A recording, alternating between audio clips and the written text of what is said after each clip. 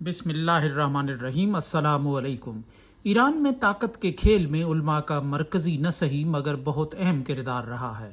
فیصلہ سازی سے لے کر بہت سے اعلیٰ مناصب کی صورت میں علماء اپنا حصہ پاتے رہے ہیں۔ علماء کا ادارہ ہی ریاست کو مجموعی طور پر توانائی اور تازہ خون مہیا کرتا رہا ہے، اور ریاست اور عام آدمی کے درمیان مؤثر رابطوں کا ذریعہ بھی علماء ہی رہے ہیں۔ انقلاب کے بعد سے ایران ایک کشمکش کے ماحول سے گزر رہا ہے۔ کشمکش کے ماحول کا اپنا ایک کلچر ہوتا ہے۔ بہت سے فیصلوں کو ہنگامی حالت کا جبر اور مجبوری سمجھ کر اپنایا جاتا ہے۔ کشمکش کی اس کیفیت کو نصف صدی ہونے کو ہے۔ اس دوران کئی نسلیں جوان ہوئیں۔ دنیا کئی ذہنی اور سائنسی انقلابات سے دوچار ہوئی۔ ٹیکنالوجی کے استعمال نے سوچ کے زاویے اور انداز بدل دیے۔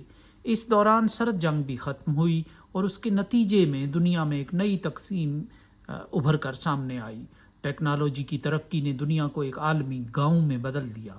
کہاں امام خمینی کا عہد جب فرانس سے ان کے آڈیو کیسٹس ایران میں جلتی پر تیل کا کام دیتے تھے، کہاں موبائل اور اس کے ذریعے دنیا کے ساتھ جڑ جانے کا زمانہ کہ جب لمحوں میں تہران کی بات آڈیو اور ویڈیو کے ساتھ کسی انسانی رابطے کی بجائے فقط مواصلاتی رابطے کے ذریعے دنیا کے کونے کونے میں پہنچ جاتی ہے۔ اس گلوبلائزیشن نے ایران کے نوجوان کو بھی ذہنی اور عملی طور پر انقلاب آشنا کیا ہے، اور وہ ہمہ وقت انقلاب کے اندر سے انقلاب برآمد کرنے کی تگ و دو میں نظر آتا ہے۔ صدر ابراہیم رئیسی کی حادثاتی موت کے بعد ہونے والے صدارتی انتخابات میں ایک معتدل مزاج طبیب مسعود پزشکیان کی کامیابی نوجوانوں کی سوچ کے بدلتے ہوئے زاویوں کی عکاس سمجھی جا رہی ہے۔ ابراہیم رئیسی علماء کی طاقت اور بالادستی کی آخری علامتوں میں سے تھے، اور ان کی جگہ پر کرنے کے لیے نوجوانوں کو اپنی رائے کے اظہار کا موقع ملا تو انہوں نے ماضی کے تسلسل کو برقرار رکھنے کی بجائے ایک ایسے معتدل مزاج شخص کو آگے لایا جو نوجوانوں کے مقبول جذبات کے بارے میں ہمدردانہ جذبات کا اظہار کرتے رہے ہیں۔ ابھی کچھ ہی عرصہ پہلے ایران میں ایک نوجوان لڑکی مہسا امینی کی پولیس کی تحویل میں موت نے ایران کی نئی نسل کو مشتعل کر دیا تھا۔ اس نوجوان خاتون کو ایران کی اخلاقی معاملات سے وابستہ پولیس نے سر نہ ڈھانپنے کی بنا پر گرفتار کیا تھا، اور چند دن بعد ہی اسی حالت میں اس کی موت واقع ہوئی۔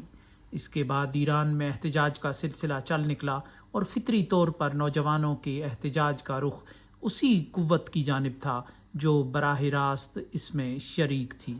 اخلاقی معاملات سے وابستہ پولیس کا تعلق چونکہ علماء کے ادارے سے ہے، اور اسی لیے احتجاج کا رخ بھی جبہ و دستار کی جانب ہو گیا۔ یہ تحریک مولویوں کو جانا ہوگا اور پگڑیوں کو گراؤ جیسے نعروں کے گرد گھومتی رہی، یہاں تک کہ پبلک مقامات پر علماء کے سروں سے پگڑیاں گرا کر کیمروں میں مناظر محفوظ کیے گئے۔ اس تحریک کا مرکز و محور ایران کی نئی نسل تھی، تو 4.5 کے حالات سے بیزار نوجوان تھے، اور ایران میں ایسی اصطلاحات چاہتے تھے کہ کشمکش کے مستقل ماحول اور ہنگامی حالت سے چھٹکارا حاصل ہو۔ نئی نسل چونکہ حالات سے تنگ آ چکی ہے، اور اس بیزاری کا نشانہ علماء کے ادارے کو بننا پڑ رہا ہے۔ رہبر انقلاب سے لے کر کئی صدور وزرائے اعظم اور عدالتی سربراہان سمیت کئی اعلیٰ مناصب پر فائز شخصیات کا تعلق اسی ادارے یا طبقے سے رہا ہے۔ اس لیے جو نوجوان حالات سے تنگ آتے ہیں ان کا ہدف یہی ادارے ہوتے ہیں۔ ان کے خیال میں ایرانی نوجوانوں کو وسیع دنیا سے کاٹ کر رکھنے کا باعث یہی ادارے اور یہی پالیسیاں ہیں۔ بی بی سی کی ایک چشم کشا رپورٹ میں تو یہاں تک کہا گیا ہے کہ نوجوانوں کی اس بیزاری کا اثر مساجد پر بھی پڑ رہا ہے۔ نوجوانوں کی تعداد نہ ہونے کے باعث مساجد کو بند کیا جا رہا ہے۔ یہ ایران میں علماء کی کمزور ہوتی ہوئی پوزیشن ہے، اور جس سے ایک خلا پیدا ہونا فطری ہے۔ نوجوانوں کے جذبات کے پریشر کوکر کی بھاپ کو مسعود پزشکیان کی صورت میں باہر نکلنے کی راہ ملی تو انہوں نے اپنی سی کار گزرنے میں معمولی سی لغزش نہیں دکھائی، اور ایرانی مقتدرہ کے امیدوار کے مقابلے میں مسعود پزشکیان کو کامیاب کیا۔ مسعود پزشکیان نسل نو کے جذبات کے مطابق پالیسیز اپنا سکتے ہیں یا نہیں، یہ الگ معاملہ ہے، مگر اس سے نوجوانوں کے جذبات کی بھاپ کسی حد تک نکلنے کا سامان ہو گیا۔ جن دنوں ایران میں نوجوانوں کی مقبول لہر چل رہی تھی، اسی دوران پاکستان میں حکومت کی تبدیلی یا رجیم چینج سے شروع ہونے والا احتجاج زوروں پر تھا۔ اس احتجاج میں نوجوان طبقے کا سب سے زیادہ حصہ تھا اور وہ جدید ذرائع ابلاغ کو ہتھیار کے طور پر استعمال کر رہے تھے۔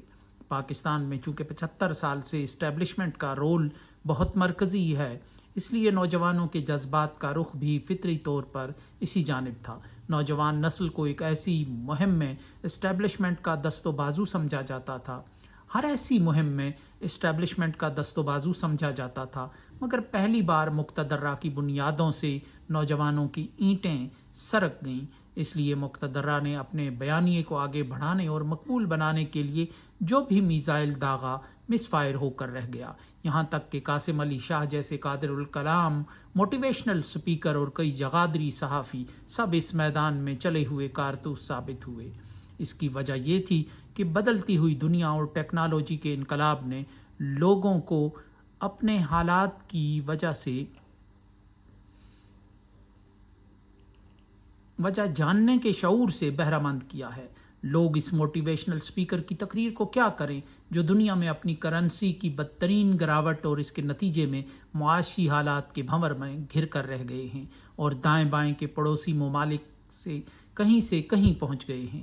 اس حقیقت کے باعث نوجوان مصنوعی اور فرضی بیانیوں سے قابو نہ کیے جا سکے اور وہ انتخابات میں اپنے جذبات کی بھاپ نکالنے کی راہ پر چل نکلے۔